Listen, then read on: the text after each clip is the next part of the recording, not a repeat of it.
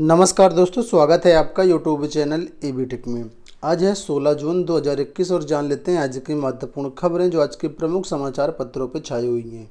सबसे पहले बात कर लेते हैं यूपीएचईएससी प्रिंसिपल भर्ती को लेकर के। तो प्राचार्य पद के लिए जो इंटरव्यू है उसका पूरा कार्यक्रम जारी कर दिया गया है।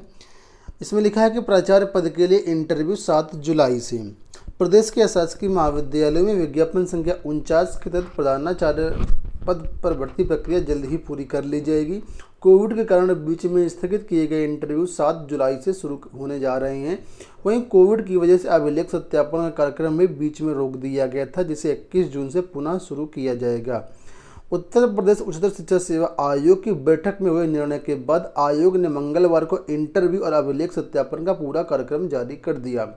तो कोरोना अब लगभग खत्म हो रहा है, ऐसे में सभी विभागों की कार्यप्रणाली जो है फिर से तेज हो रही है। यूपीएचईएससी ने प्रिंसिपल भर्ती के लिए जो इंटरव्यू और डॉक्यूमेंट वेरिफिकेशन की जो डेट है वो जारी कर दी है और बहुत जल्द आपके असिस्टेंट प्रोफेसर भर्ती के एग्ज़ाम की भी डेट जारी कर दी जाएगी। कुछ दिन पहले अपडेट आई थी कि आप लोगों के एग्ज़ाम की जो डेट है जून माह में ही जारी कर दी जाएगी। तो जो भी अपडेट होगी चैनल के माध्यम से आप लोगों को सारी अपडेट प्रोवाइड की जाएगी। और इसी तरीके से माध्यमिक शिक्षा सेवा चयन बोर्ड में कल मीटिंग थी, यानी मंगलवार 15 जून को मीटिंग थी। मीटिंग संपन्न होने के बाद एक तुरंत नोटिस जारी कर दी गई जो कि टीजीटी पीजीटी समायोजन से संबंधित है। 72 अभ्यर्थियों का समायोजन कल ही कर दिया गया, यानी 15 जून को ही कर दिया गया। उसका डिटेल्ड वीडियो चैनल पर अवेलेबल है, आप लोग उसको देख सकते हैं। टीजीटी पीजीटी 2021 की बात कर लेते हैं। 2021 की परीक्षाओं के बारे में निर्णय हो चुका है और लिखा है 15 अगस्त से पहले आपकी टीजीटी और प्रवक्ता 2021 की भर्ती परीक्षा कंप्लीट कर ली जाएगी और दिसंबर 2021 तक टीजीटी पीजीटी भर्ती 2021 को पूरी कर लिया जाएगा। हालांकि सुप्रीम कोर्ट के आदेशानुसार इस भर्ती को जुलाई 2021 तक कंप्लीट होना था, लेकिन अब चयन बोर्ड ने कहा है कि हम सुप्रीम कोर्ट ने हलफनामा लगा करके एक प्रेयर के जरिए अपना जो समय है उसको 6 महीने और बढ़ाने की अपील करेंगे।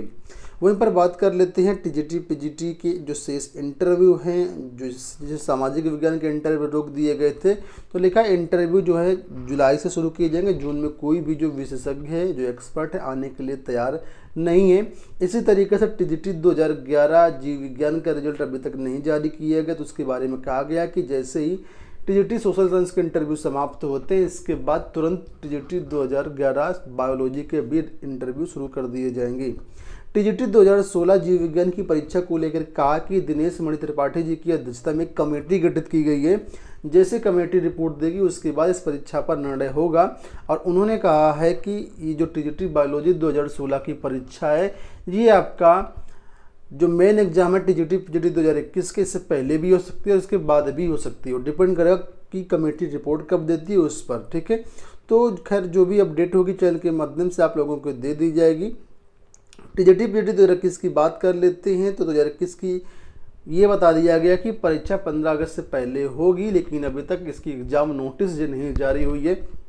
एग्जाम नोटिस जारी होने के बाद सारी चीज़ें बिल्कुल स्पष्ट हो जाएंगी। प्रधानाचार्य भर्ती की बात कर लेते हैं। तो प्रधानाचार्य भर्ती 2013 के इंटरव्यू बता रहे हैं अगस्त में शुरू कराए जाएंगे, इस पर सहमति बन गई है।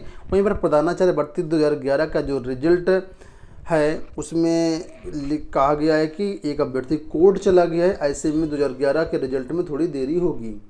वहीं पर अगर बात करें पीजीटी वगैरह के रिजल्ट की, तो रिजल्ट के बारे में कहा गया प्रवक्ता हिंदी के एक अभ्यर्थी की संस्था अलॉटमेंट में आरक्षण को जैसे समस्या आ गई है, ऐसे में संस्था का जो है दोबारा आवंटन किया जाएगा।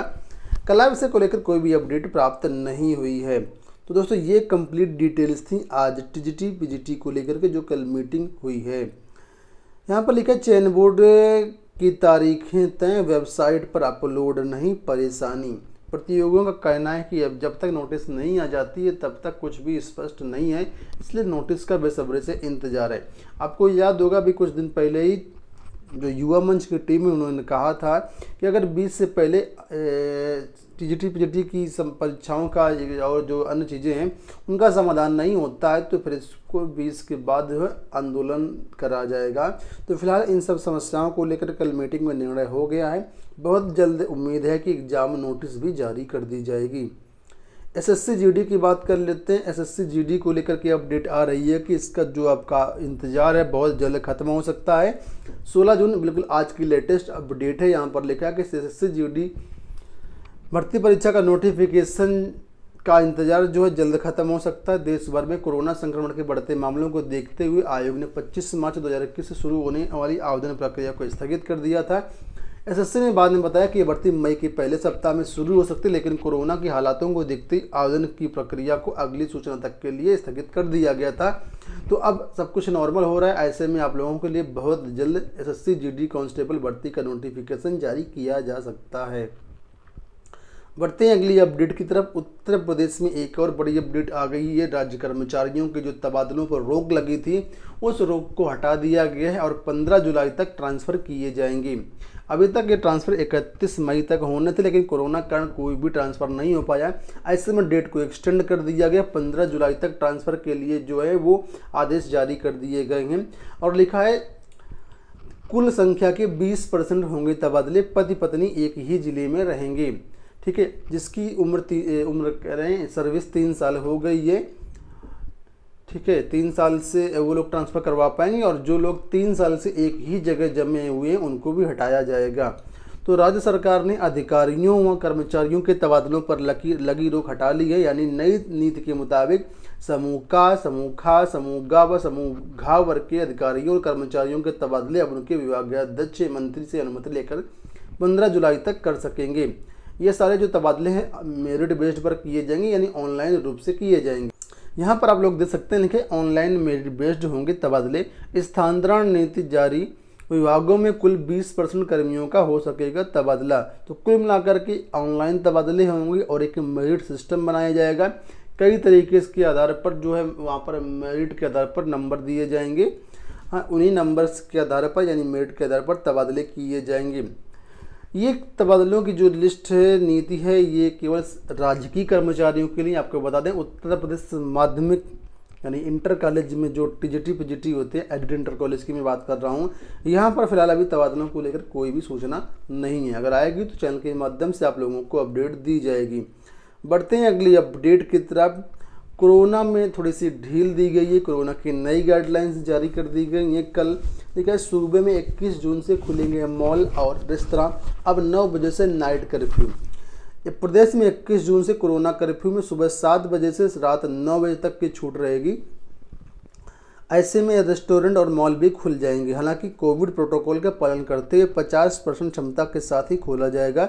खानपान वाले पटरी दुकानदारों को भी अनुमति होगी। मुख्यमंत्री योगी आदित्यनाथ ने यह फैसला मंगलवार को कोविड-19 प्रबंधन के लिए गठित टीम 9 की बैठक में लिया।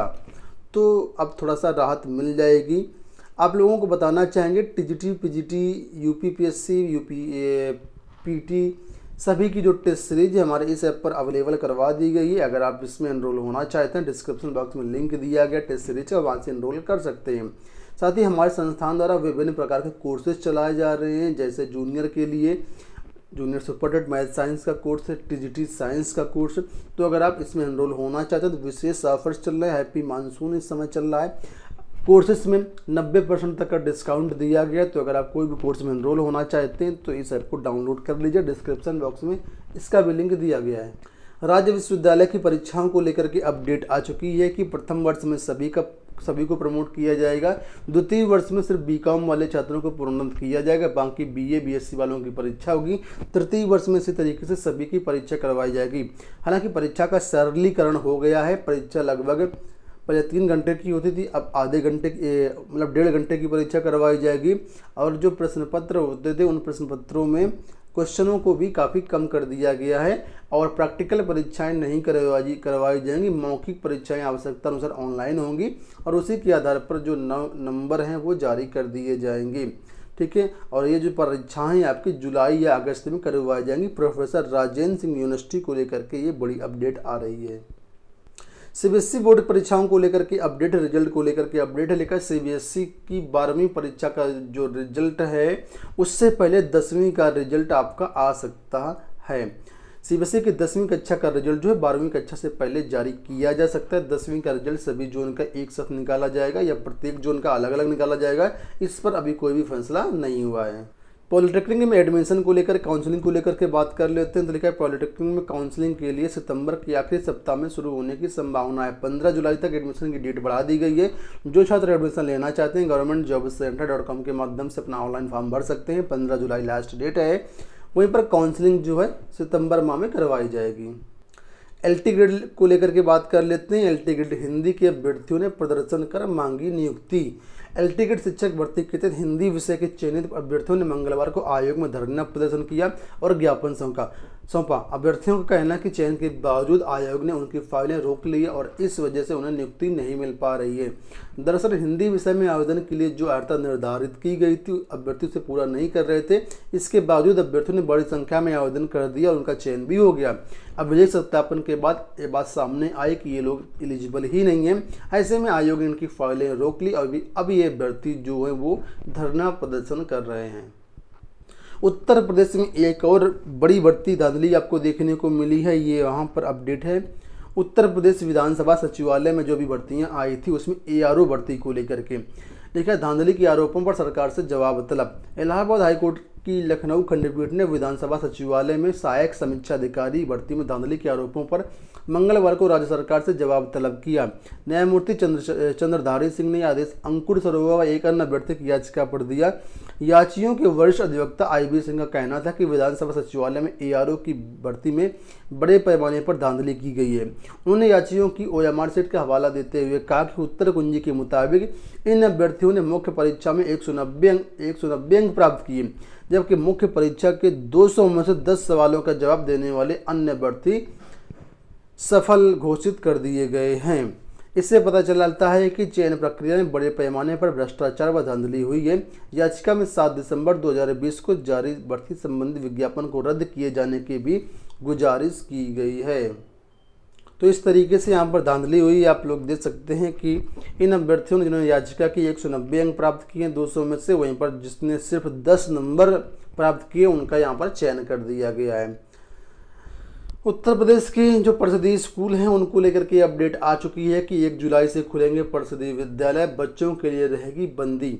बेसिक शिक्षा विभाग से जुड़े प्रदेश के 1ली से 8वीं तक के परिषदीय विद्यालय 1 जुलाई से खुल जाएंगे, लेकिन यह विद्यालय सिर्फ शिक्षकों के लिए खुलेंगे। छात्र छात्राएं इस दौरान नहीं जाएंगे विद्यालय में, ठीक है, केवल टीचर्स जाएंगे। देश भर में बात कर लेते हैं बैंकों की भर्तियों को लेकर के। लिखा है मर्जर से कम हुए पद, अब भर्ती पर लॉकडाउन। आप लोग जानते हैं देश के विभिन्न बैंकों को मर्ज करके एक कर दिया गया। जैसे बड़ौदा बैंक में देखा जाए तो देना बैंक को और एक बैंक को किसी को मर्ज किया गया, उसी तरीके से कई सारे बैंकों में मर्जर हुआ है और यहाँ पर पद काफ़ी कम हो गए हैं। लेकिन अब भर्ती पर लॉकडाउन भी एक तरीके से चल रहा है। लेकिन 2015 के बाद बैंकों में आधी रह गई वैकेंसी। कोरोना काल में सिर्फ SBI और ग्रामीण बैंक में हुई हैं नियुक्तियां। तो किस तरीके से यहाँ पर भर्तियां धीरे धीरे कम होती जा रही हैं, आप लोग इसको देख सकते हैं। 2015 में 37,000 वैकेंसी आई थी, 2016 में 28,000, फिर 11,000, फिर 11,000, फिर 16,000, फिर 18,000 इस साल संभावित है। तो काफ़ी पद धीरे धीरे कम होते जा रहे हैं और आवेदकों का भी इंटरेस्ट यहाँ पर कम होता जा रहा है। लिखा 1/3 रह गए यहाँ पर आवेदक। तो दोस्तों ये हो गई आज की सारी अपडेट। आशा करते वीडियो पसंद आया होगा। इस वीडियो में इतना ही, धन्यवाद।